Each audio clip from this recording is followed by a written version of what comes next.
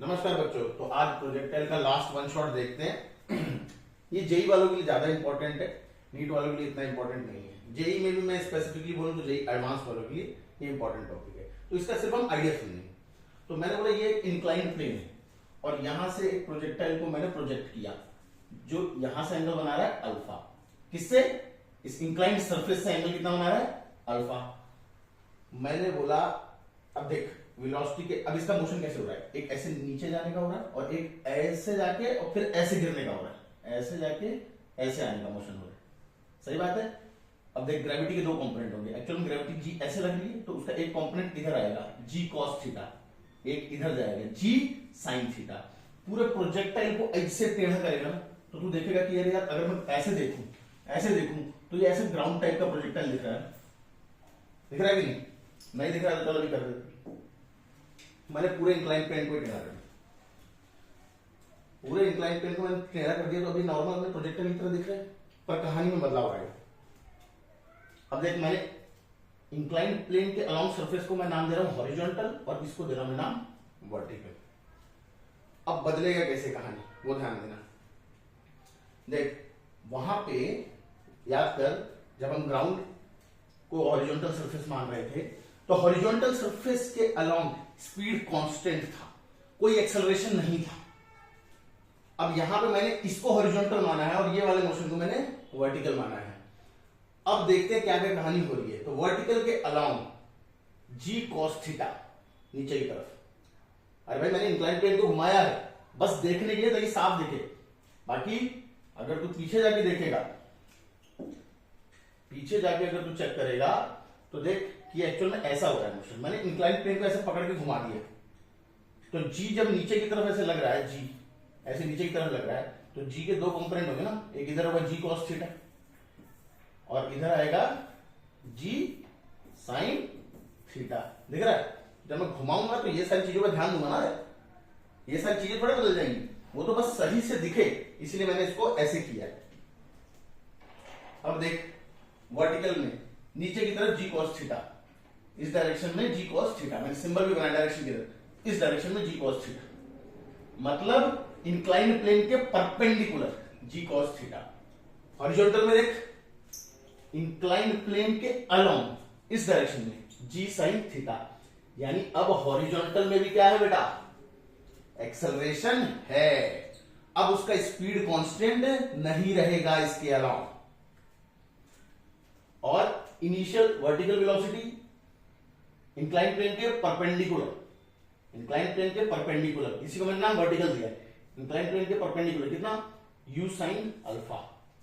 Theta नहीं बेटा, alpha. Incline plane से जो ये एंगल बना रहा है। और हॉरिजॉन्टल में देख, हॉरिजॉन्टल मतलब कि इंक्लाइन प्लेन के along initial velocity u cos alpha. सही बात है बेटा? यहां तक कहानी समझ आई।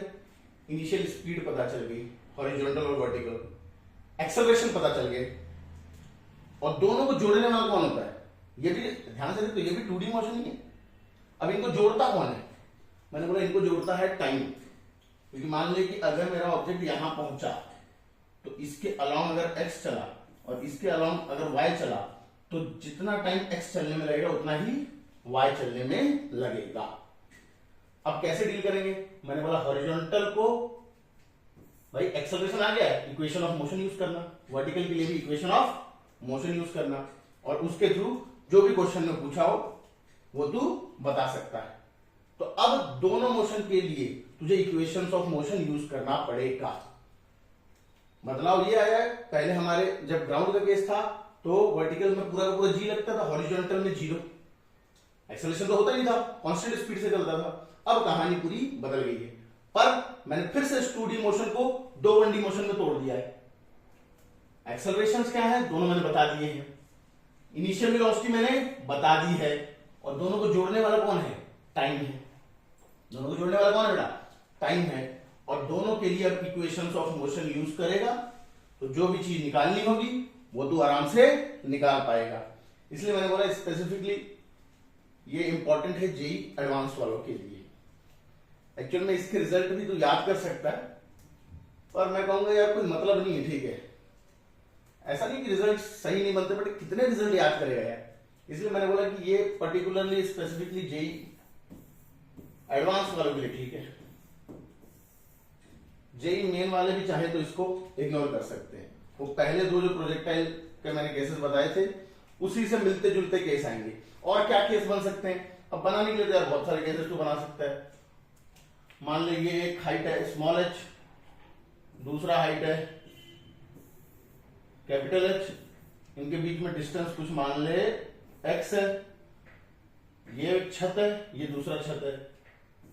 अब यहां से किसी चीज को तूने एक एंगल थीटा से प्रोजेक्ट किया, जाते जाते जाते यहां पे पड़ा, ये भी प्रोजेक्टाइल मोशन है। हॉरिजॉन्टल के केस में अभी भी स्पीड क्या होगा? कांस्टेंट। वर्टिकल के केस में इक्वेशन ऑफ मोशन लगाएगा। तो मेजरली ये 3 वीडियो से हमने प्रोजेक्टाइल के सारे आइडियाज को कवर कर दिया है।